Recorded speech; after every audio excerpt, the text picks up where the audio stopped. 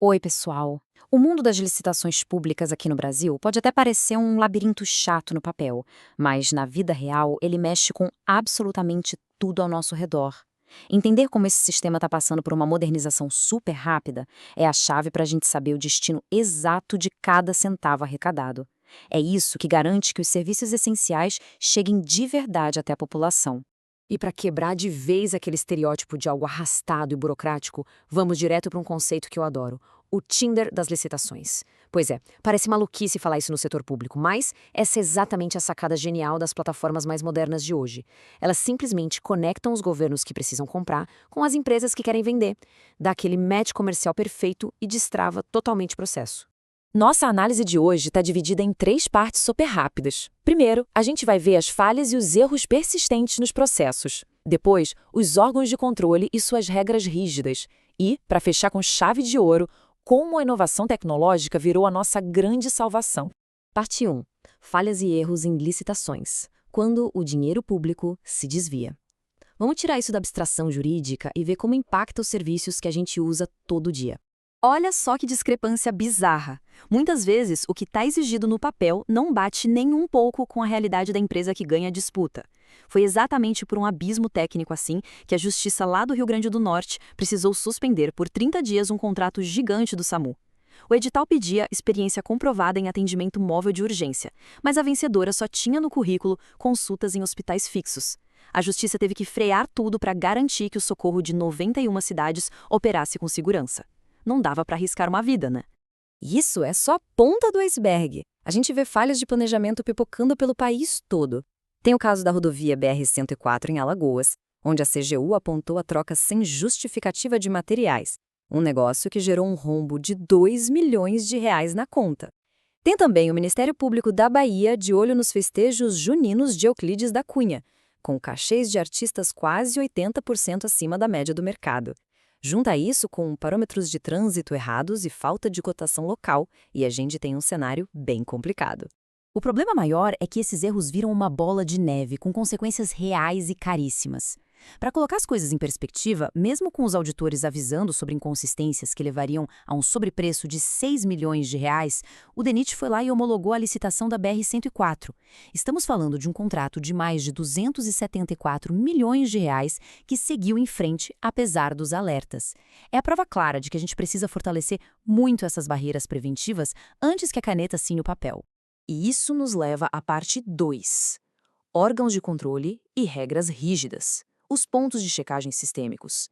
Agora a gente vai ver quem são os fiscais que tentam manter tudo na linha. E não pensem que falta gente fiscalizando, viu? Esses órgãos estão espalhados por todo o Brasil, atuando de forma super técnica, independentemente de política. O Ministério Público da Bahia, por exemplo, recomendou reavaliar os contratos daqueles festivais porque eles simplesmente pularam a publicação no painel nacional. Lá no Maranhão, o Tribunal de Contas está investigando suspeitas em licitações de combustível na cidade de Coroatá.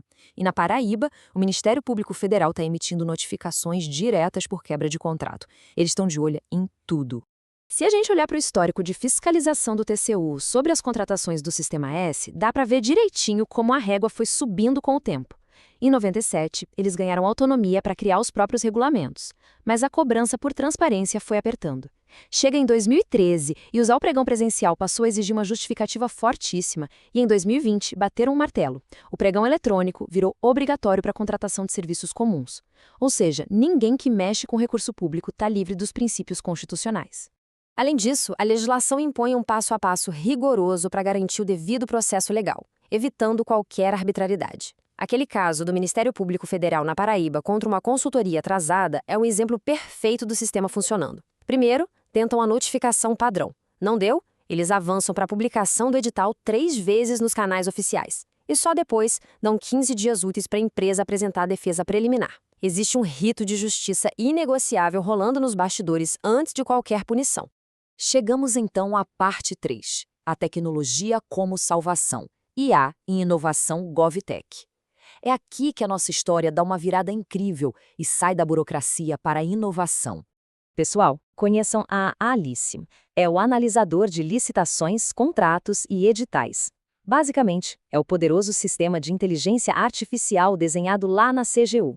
Qual é o trabalho dela? Ler e escanear montanhas gigantescas de dados sem parar, rastreando anomalias e disparando alertas para os auditores.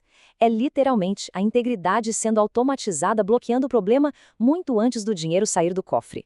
Um verdadeiro divisor de águas. E sabe qual o impacto prático dessa tecnologia em ação? 2 bilhões de reais. É sério, esse número gigantesco é a economia real e imediata, gerada só pela atuação preventiva da Alice, analisando os editais do DNIT. É um dinheiro absurdo que foi salvo do ralo, provando sem a menor sombra de dúvida que, junto à gestão pública, com tecnologia avançada, é um negócio incalculável. E essa revolução digital vai muito além das auditorias. Se a gente olhar para a ponta comercial das prefeituras, o volume financeiro já bateu a marca astronômica de 500 bilhões de reais transacionados via portal de compras privadas. Só para ter uma ideia da velocidade dessa mudança, 100 bilhões desse total vão ser movimentados apenas durante o ano de 2025. É a modernização se espalhando em massa pelo país inteiro. E o mais legal é saber onde isso está acontecendo. A esmagadora maioria desse impacto tecnológico atinge hoje mais de 4.000 pequenos e médios municípios. Pensa bem, essas cidades menores não têm um batalhão de especialistas em direito administrativo para decifrar leis super complexas de licitação. Então, as plataformas GovTech entregam tudo mastigado dentro do software. Isso ajuda a prefeitura a comprar direitinho dentro da lei, de forma transparente, e ainda abre portas para o empreendedor local vender para eles. Quando a gente traduz toda aquela carga burocrática pesada em regras de negócio inteligente, o resultado final impressiona. Os processos ficam até 28% mais baratos e chegam a ser 76% mais rápidos. Para quem está na ponta da linha, isso significa asfalto na rua esburacada, merenda na escola ou posto de saúde recebendo medicamento bem mais rápido e por um preço muito mais justo. Então, depois de entender as vulnerabilidades do passado e o superpoder da transformação digital, fica a grande provocação de hoje. À medida que a inteligência artificial e as GovTechs assumem o trabalho pesado e eliminam o desperdício burocrático, como a tecnologia vai continuar a remodelar a forma como o dinheiro dos nossos impostos é gasto? É um caminho sem volta, e ainda bem. Continuem buscando conhecimento e questionando como a máquina pública funciona. Até a nossa próxima explanação.